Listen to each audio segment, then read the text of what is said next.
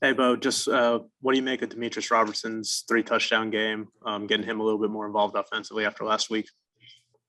He had a great game, just from an offensive standpoint. The ball kind of bounced his way today with as far as opportunities, and he made the most out of them. And he kind of got the majority of those big time plays that we had as an offense. But I thought we did a good job running the ball as the game went on, and that just opened up the explosive passes.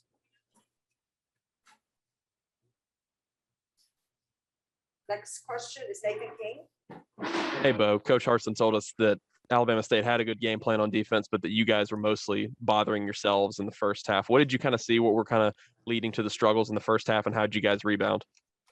Yeah, we just had a lot of penalties and self-inflicted wounds for ourselves.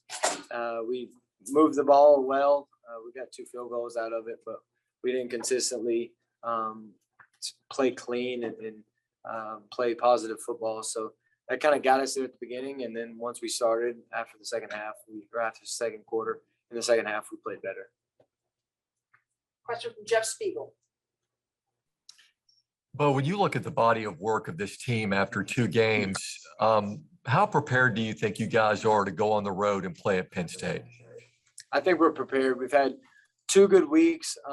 We've played well at times, and then we got to clean up some other things, but we've played really well. And the score has shown it a little bit better than how we've actually played. So if I'm excited to play even cleaner football, because that means just we're right around the corner from something special. But I feel like we're comfortable and ready to go. It'll be a fun experience and a great time. It'll be a loud, hostile environment. But I think that we're prepared and we'll be ready to go. Question from Justin Ferguson. Bo, what did you think about the running game, especially Jarquez coming in for Sean and having a huge day?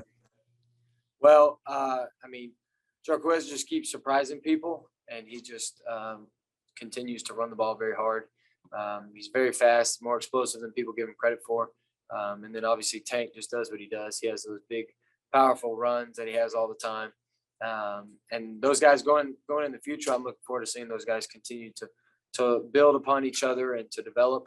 Because both of them are still young. We think Tank's a veteran and he's a sophomore. I think he's just 19 years old, so he's just still a little kid. But he's continuing to develop and grow into that leader that we need Tank to be. And then Jarquez is just following in his footsteps. Question from Brian Matthews. All right, Bo, I got a 3-parter for you. First of all, how would you evaluate your first half? What do you think led to the sluggish start overall for the offense? And then how good did it feel to come out there in the second half and hit those 2 shots? I played okay. I think I still got to do some cleanup with my eyes. I think they did different coverages. They were more man, so the windows were tighter.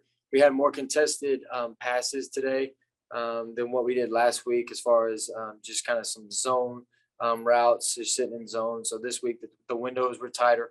And so we just got to do better of hitting those tight window throws and the tight coverage throws, and we'll continue to develop and work on that.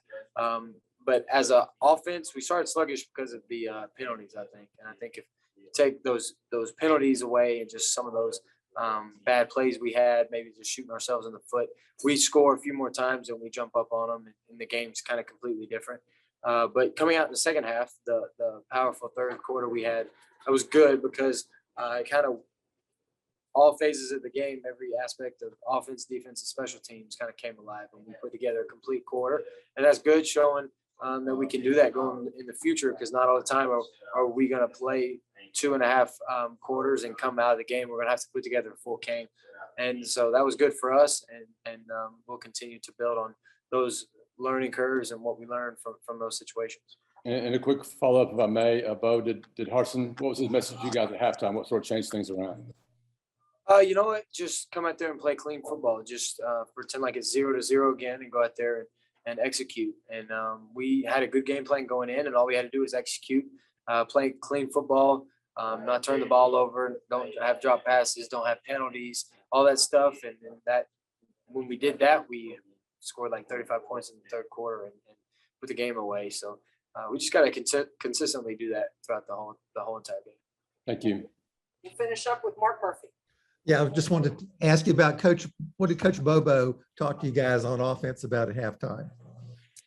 Well, Coach Bobo, he's up and down from the box, so he doesn't necessarily get to have the whole offense together. But what he talked to us about the quarterbacks is just certain plays that he liked going in the second half, and kind of talked about what they were doing from a defensive standpoint and how we were going to be able to attack them going into the second half. Because every team does a few different things coming into games that you may not prepare for, or you may have prepared for it, but they're showing you something different.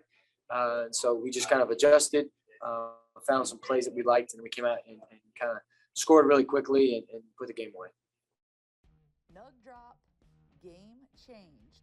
Milo's chicken nuggets are marinated overnight and hand breaded in a signature seasoning. Click the link below to order nuggets today.